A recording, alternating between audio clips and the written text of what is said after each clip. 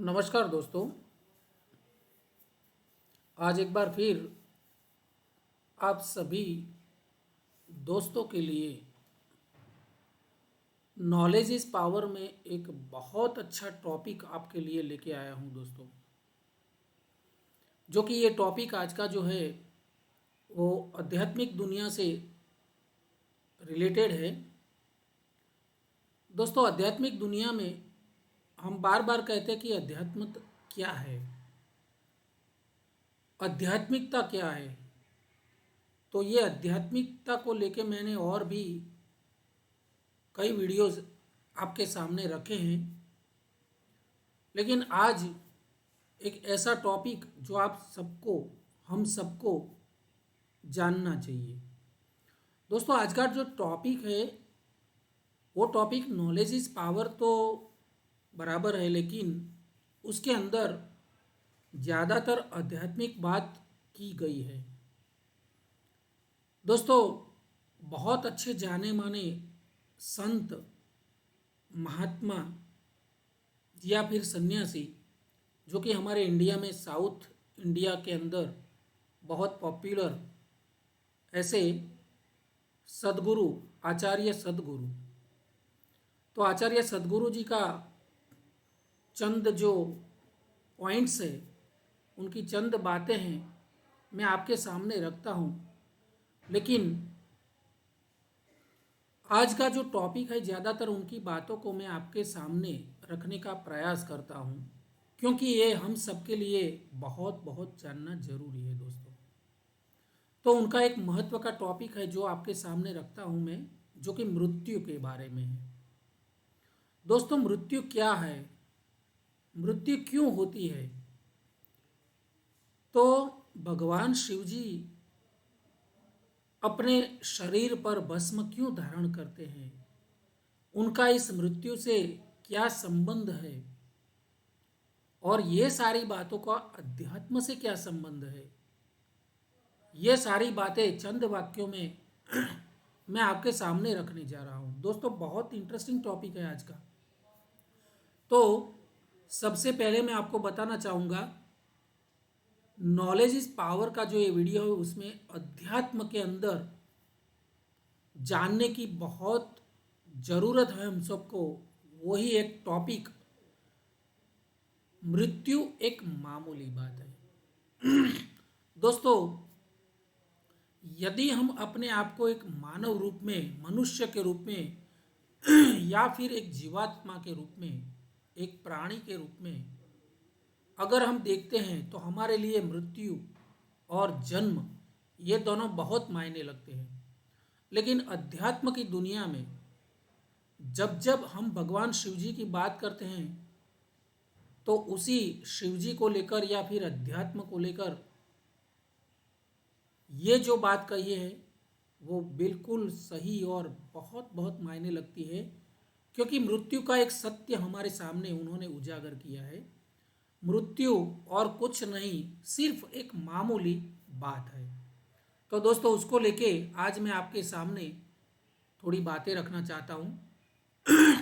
सबसे पहला जो हमें क्वेश्चन होता है, कभी कभी हमारे दिमाग में, बहुत सारे लोगों के दिमाग में ये प्रश्न उठता है कि भगवान शिव अपने शरीर पर चिता की भस्म क्यों लगाते हैं।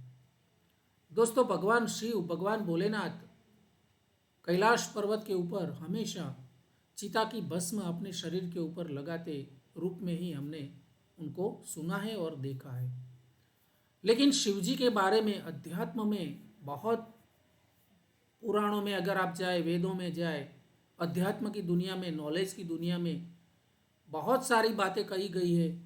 ये सब बातों में शिव जी को सृष्टि का संहारक और सृष्टि का सर्जक, इस रूप में हमने देखा है, सुना है और पाया है। तो शिव जी संहारक है दोस्तों।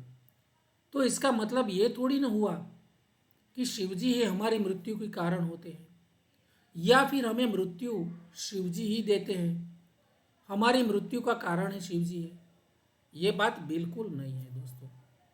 तो ये सदगुरु जी की बातें मुझे बहुत अच्छी लगी कि भगवान शिव जी को किसी भी प्राणी, जीव आत्मा या फिर मनुष्य की मृत्यु से या उसके जन्म से कोई लेना देना नहीं है। हालांकि वो संहारक के रूप में जाने जाते हैं।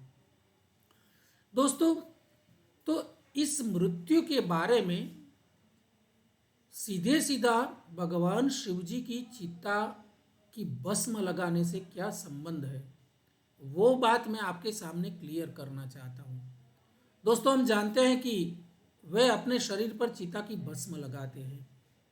तो चिता की भस्म क्यों लगाते हैं, यह हमें जानना चाहिए, क्योंकि उनके लिए हमारी मृत्यु या हमारा जन्म कोई मायने नहीं लगता है। लेकिन भगवान शिव जी ने अपनी शरीर के ऊपर चिता की भस्म लगाते हुए हमेशा ही हम सबको दर्शन करवाए हैं, या फिर हमारे एक जो आराध्य देवता है वो इसी ही रूप में हमें बचपन से उन्हें सुना है और देखा है। तो दोस्तों, भगवान शिव जी हमें कहते हैं कि आध्यात्मिक दुनिया में मृत्यु और जन्म की कोई महत्व नहीं है। दोस्तों, भगवान शिव जी अपने शरीर के ऊपर चिता की भस्म धारण क्यों करते हैं, इसका सीधा संबंध है हमारे शरीर की जो रचना है, पंच महाभूत में से बना हुआ जो हमारा शरीर है, वो शरीर आखिर इस धरती की तो देन है। जिस धरती में ये पंच महाभूत में से एक ये धरती में है, तो धरती में से हम पैदा हुए हैं और मृत्यु के बाद हमारा शरीर भस्म होने के बाद इसी धरती में समाहित हो जाता है। यानी कि ये धरती जो है हमसे हमारा शरीर वापस ले लेती है। ठीक है दोस्तों, तो भगवान शिव जी हमें बताते हैं ये भस्म की चिता अपने शरीर के ऊपर लगाते हुए कि आखिर ये शरीर जो है वो नाशवंत है, उसको एक न एक दिन इस धरती में मिल जाना है। तो हमारे लिए इस शरीर का कोई महत्व नहीं है। जो हमारा जन्म होता है और हमारी मृत्यु भी होती है, तो जन्म और मृत्यु वही तो संसार का एक नित्य क्रम होता है, जन्म और मृत्यु, मृत्यु और जन्म। अब दोस्तों, उस बात को हम अध्यात्म से किस तरह जोड़ सकते हैं? तो दोस्तों, आध्यात्मिकता की या फिर आध्यात्मिक साधना की इसी बात के आधार पर हमें बहुत बहुत ज़रूरत है। तो इसके लिए हमें समझना है कि आध्यात्मिक साधना मृत्यु से बचने के लिए नहीं होती है। दोस्तों, चाहे कोई सन्यासी हो, कोई महात्मा हो, ईश्वर का परम भक्त हो, जो भी लोग भक्ति करते हैं या आध्यात्मिकता की ओर चले गए हैं, आध्यात्मिकता से बहुत सारी ज्ञान की बातें जानने के लिए उत्सुक होते हैं, वो सारे लोग मृत्यु से बचने के लिए आध्यात्मिक साधना बिल्कुल नहीं करते हैं, क्योंकि वो जान चुके हैं कि मृत्यु की कोई महत्व ही नहीं है। और उन लोगों ने भगवान शिव जी का जीवन चरित्र बराबर समझ रखा है। इसलिए ऐसे साधक लोगों के लिए मृत्यु का कोई महत्व नहीं है। तो दोस्तों, साधना मृत्यु से बचने के लिए तो नहीं है, बल्कि मृत्यु की जो वजह है, यानी कि जन्म, मृत्यु की वजह जन्म ही होती है।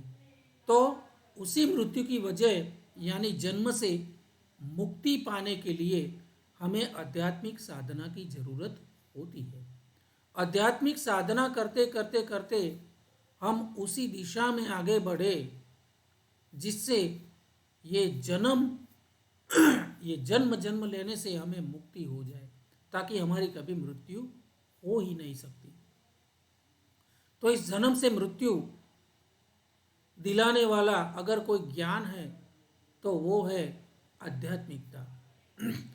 दोस्तों, क्योंकि आध्यात्मिक साधक ही आध्यात्मिक साधना कर सकता है, ये आम लोगों के लिए नहीं होती है, क्योंकि आम लोगों को पता ही नहीं। उनको तो यही होता है कि मृत्यु हो जाएगी, हमारा शरीर एक ना एक दिन मृत्यु के अधीन हो जाएगा। लेकिन ये सदगुरु जी हमें बहुत सही रास्ते पर समझाने की बात करते हैं दोस्तों, कि भगवान की पोजीशन वहाँ पर क्या है और मनुष्य की पोजीशन वहाँ पर क्या है। क्योंकि ईश्वर, भले ही हम भगवान शिव जी को संहारक कहे और फिर सर्जन करता भी बोले, लेकिन वो एक कुम्हार की तरह होता है। भगवान एक कुम्हार की तरह है, भगवान शिव जी, क्योंकि वो माटी के एक ढेले को लेकर उस ढेले को मनुष्य का आकार देते हैं, फिर उसमें जीव बोलना, चलना, कार्य करना, ये सारी बातें उसमें डाल के एक खिलौना बना के इस सृष्टि पे भेज देते हैं। तो वो ही समझते हैं कि पर्दे के पीछे की बात क्या है। दोस्तों, वही इंसान और सारे इंसान जो उन्होंने एक माटी के एक ढेले में से मनुष्य का आकार देके इस धरती पर भेजे हैं, फिर उसमें जान दी है, और उसको फिर कौन सी जो है वो खेल करनी है, ये सारी बातें वो पर्दे के पीछे तो देख ही रहे हैं। लेकिन हम सब ने ये पर्दे के पीछे कभी देखा ही नहीं, क्योंकि ये कठपुतली का जो एक खेल है वो हम एक दृष्टा बन के ऑडियंस में बैठ के हम देखते हैं और उसका मजा लेते हैं। दोस्तों, हमें इसके बारे में कोई पता नहीं चलता है, हमें तो सिर्फ खेल देखने में जिंदगी में आनंद आता है। लेकिन उस बात को पर्दे के पीछे से देखने वाले को उसकी रहस्य का सही पता चलता है कि इसमें सही रहस्य क्या है। तब जाके वो आध्यात्मिकता की साधना की ओर आगे बढ़ता है और अपनी मृत्यु नहीं लेकिन अपनी जन्म से मुक्ति पाने के लिए वो सज्ज हो जाता है। तो दोस्तों, ज़्यादातर इस धरती पर जो इंसान हैं वो अपनी याददाश्त खो चुके होते हैं, उसको कल की कोई याददाश्त है ही नहीं। तो उसको तो ये दुनिया के कठपुतली की जो ये गेम है उसको देखने में मज़ा आती है।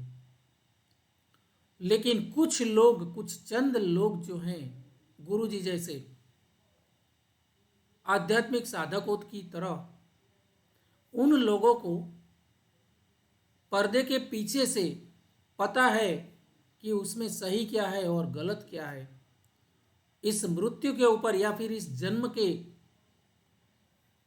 मुक्ति के लिए हमें किस तरह से आगे बढ़ना चाहिए। तो दोस्तों, आखिरकार मैं सदगुरु जी की इस बात से प्रेरित होकर आप सबको यही बात बताने चाहता हूँ कि भले ही शिव जी को हम संहारक कहें, लेकिन हमारी मृत्यु उसके लिए तो सिर्फ, उनके लिए तो सिर्फ एक मामूली सी बात है। उनको हमारी मृत्यु या हमारे जन्म में कोई दिलचस्पी नहीं है। उनको दिलचस्पी यह है कि इंसान को मैंने बनाया, आप आध्यात्म की राह के ऊपर चलते चलते कुछ ऐसा करो जो धरती आपसे वो चीज वापस नहीं ले सके। यानी कि एक ऐसी ज्ञान, आध्यात्मिक साधना के द्वारा प्राप्त की गई ज्ञान